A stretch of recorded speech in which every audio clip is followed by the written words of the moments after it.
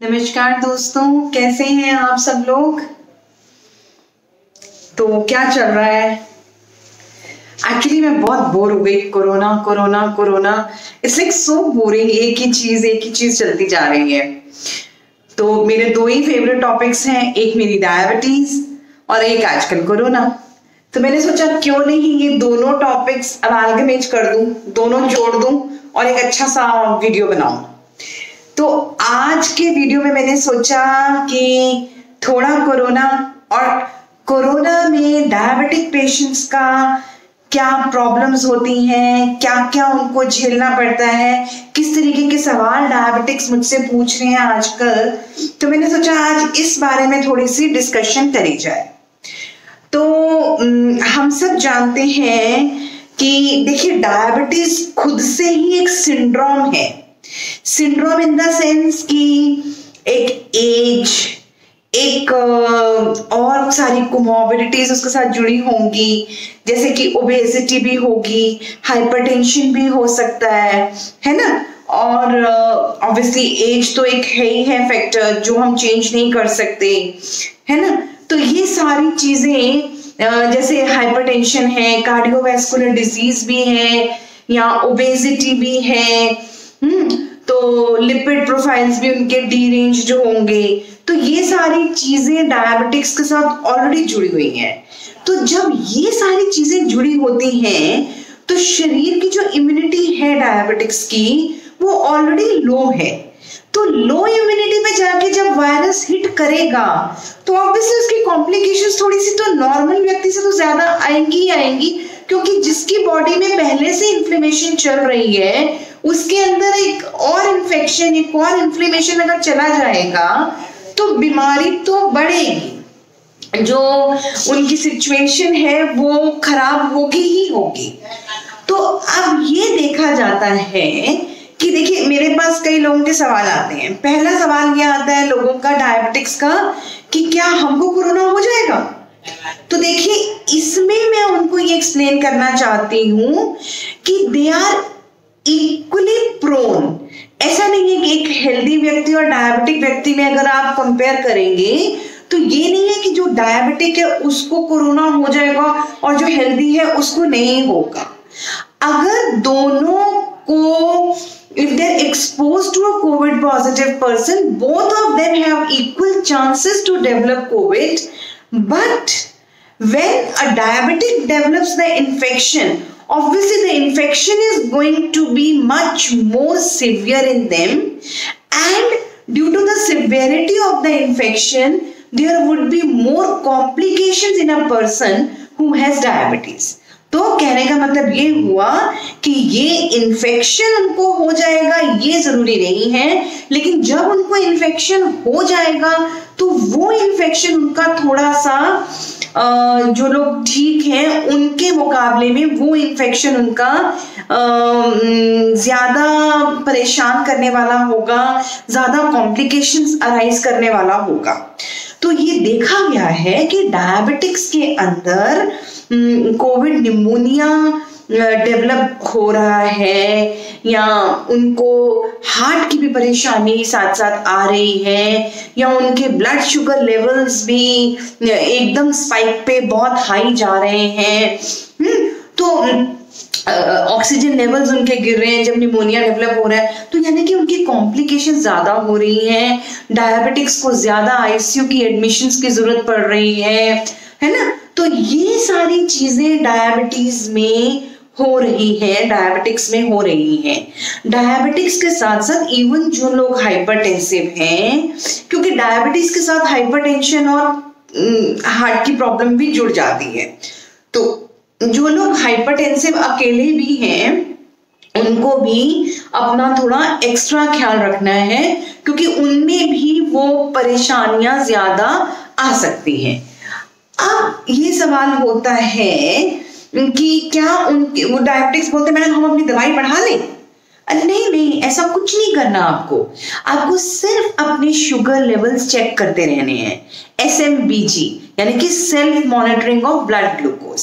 अपनी blood sugar levels check करते रहो, अपनी दवाइयां ढंग से ठीक से लेते रहो, दवाइयों में कोई लापरवाही नहीं बरतो, शुगर्स चेक करो, फास्टिंग भी करो, पोस्ट प्रांडियल भी करो, रात में सोने से पहले भी करो। और अगर उनमें फ्लक्चुएशन हो रही है, अगर शुगर लेवल्स बढ़ रहे हैं, then you talk to your doctor. If needed, either the doctor will change your prescription or increase your doses. या फिर इस टाइम पे insulin is the best thing to be given to the patients. तो हो सकता है जो लोग ऑलरेडी इंसुलिन पर हैं उनकी थोड़ी इंसुलिन डोज बढ़ानी पड़ जाए, या जो लोग नहीं इंसुलिन पर उनको थोड़ा सा इंसुलिन देना भी इस टाइम पे पड़ सकता है। तो इसमें इतनी घबराने वाली बात नहीं है, क्योंकि इंसुलिन सबसे सेफ है, सबसे अच्छा है और सबसे अच्छे रिजल्ट्स भी लाएगा। तो ये हो गई बात, दवाई नहीं बढ़ानी, ऐसा कुछ नहीं है कि आपको you are prone to get it, no, but if you get it then it would be little more complicated, है ना। और अगर आप अपनी शुगर लेवल्स को बिल्कुल मेंटेन करके नॉर्मल रखेंगे तो फिर कोई परेशानी आपको नहीं आएगी। If your blood sugars are well maintained, your blood pressure is well maintained, your lipid profile is well maintained, you are taking your medications regular and keeping an eye on checking up your sugars and blood pressure, then nothing can defeat you, you know, आपको कोई परेशानी नहीं आएगी, you will stand equivalent to a normal person without any ailments। तो ये बात मेरी ध्यान से रखिए। अच्छा, दूसरी एक बात हुई है कि ये बात सही है कि लॉकडाउन के दौरान क्या हो गया, लोगों का रूटीन बिल्कुल खराब हो गया।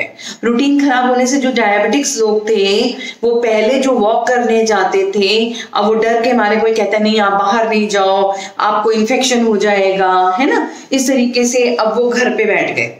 अब घर पे तो कोई नॉर्मल व्यक्ति भी बैठेगा तो खाने का ऑब्वियसली थोड़ा सा ईटिंग तो बढ़ जाती है, खाना उनका ज्यादा भी शुरू हो गया, एक्सरसाइज खत्म हो गई, खाना ज्यादा शुरू हो गया, बदपरहेजी दवाई में भी हो गई, बदपरहेजी खाने पीने में भी हो गई।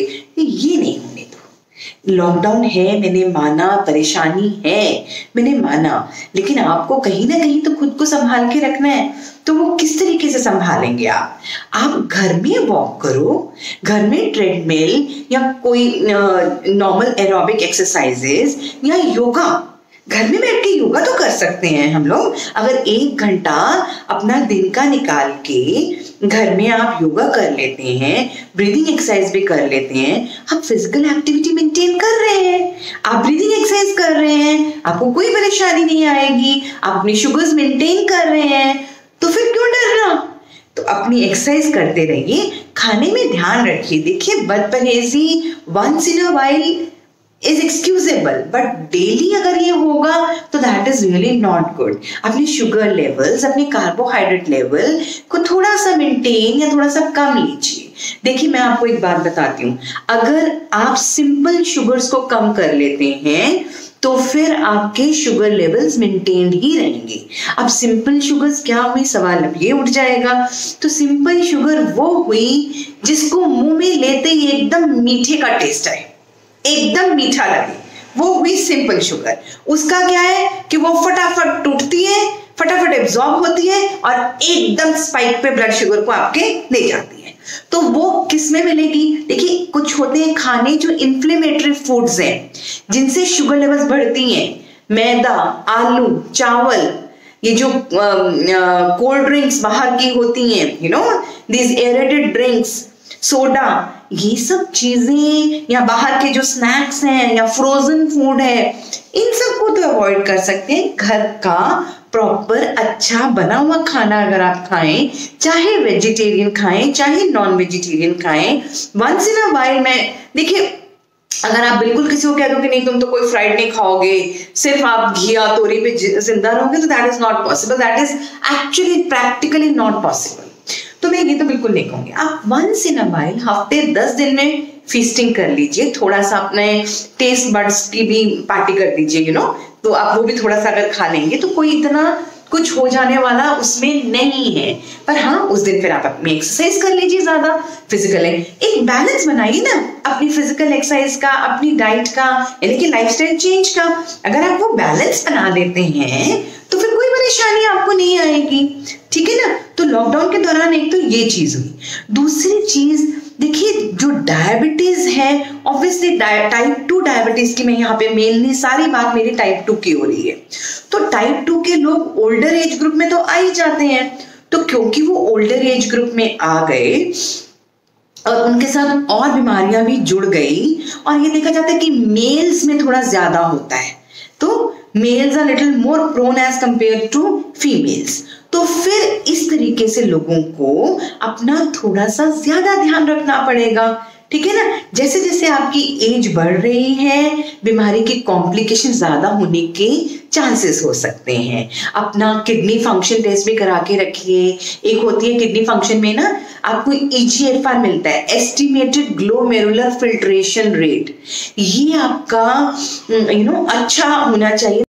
तो जब डायबिटिक किडनी डिजीज हो रहा है तो ऐसे लोगों में किडनी फेलियर होने के या और भी किडनीज में परेशानी होने के चांसेस ज्यादा बढ़ जाते हैं। तो जब किडनीज में भी परेशानी आ जाती है, डायबिटीज की कॉम्प्लिकेशंस आ जाती हैं, तो फिर ऑब्वियसली परेशानियां तो बढ़ रही है ना। तो किडनीज का भी चेक अपना LFT, KFT है ना, ये सब डायबिटिक्स को इस दौरान जरूर करा लेने चाहिए, और महीने में या 2 महीने में रिपीट भी कराते रहिए, उसमें कोई बुराई नहीं है। अच्छा, अब एक बात है, लॉकडाउन का टाइम चल रहा है, कम से कम अगले 1 महीने की दवाइयां अपने पास रखिए।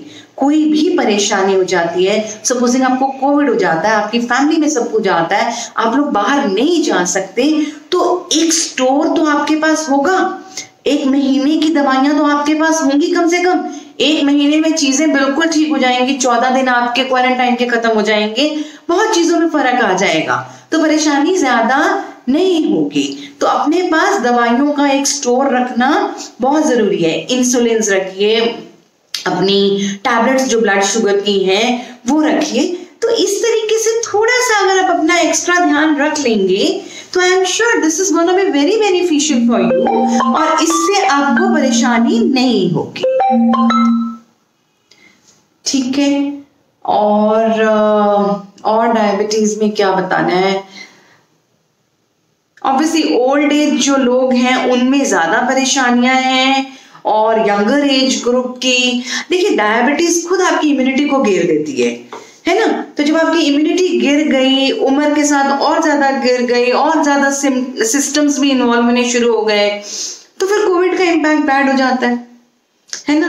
तो अपना फिर ध्यान रखें, अपनी शुगर्स मॉनिटर करते रहें, ब्लड प्रेशर मॉनिटर करते रहें, and take care. Thank you so much, doctor Seema.